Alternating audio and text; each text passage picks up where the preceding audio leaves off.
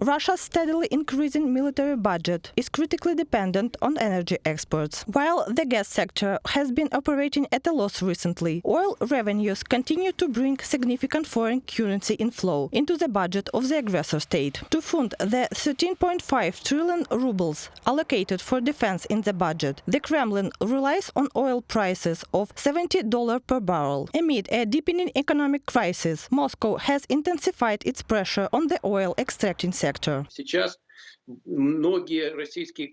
Many Russian companies are operating on the brink of profitability. They are not engaging in long-term investments, such as exploring new fields or drilling new wells, which will eventually have negative consequences. The country's central bank interest rate stands at 21%, and mortgage loans are issued at 43% annually. This makes it almost impossible for industrial enterprises, including military ones like Rostech, to secure loans at such high rates. In an attempt to address these challenges, Russia is planning to reorganize its oil sector. According to the Wall Street Journal, citing insider sources, three oil giants Gazprom Neft, Rosneft and Lukoil are negotiating a potential merger. The aim is to raise prices for buyers in India and China and find ways to circumvent Western sanctions. However, analysts doubt the feasibility of this plan.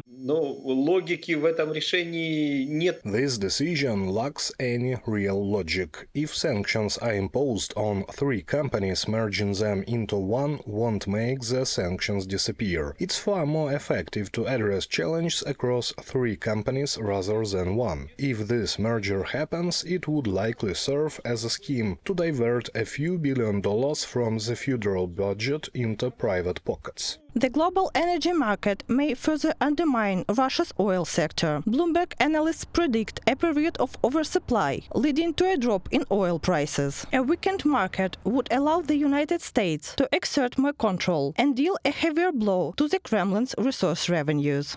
If Indian, Chinese and Turkish refiners were persuaded to stop or reduce their imports of Russian crude hauled on shadow fleet ships, inevitably Moscow's oil exports would fall. There's also plenty of spare production capacity that could offset any loss of Russian barrels. Outgoing US President Joe Biden has shown in recent days that he's prepared to step up support for Ukraine ahead of his departure from the White House. Effective sanctions targeting Russia's oil exports would be a boon for Kyiv, from Bloomberg publication. On November 15th, the European Parliament adopted a resolution calling for stricter measures against Russia's shadow fleet. The document proposes sanctions against all vessels, owners and companies cooperating with this fleet. These restrictions are expected to be implemented by the third anniversary of Russia's full-scale invasion of Ukraine. However, experts remain skeptical about the impact of such sanctions. India and China, the primary buyers of Russian oil, have not imposed any restrictions on oil imports from Russia. Reported by Bastun Katerina, Andriy Dmitrenko, UATV News.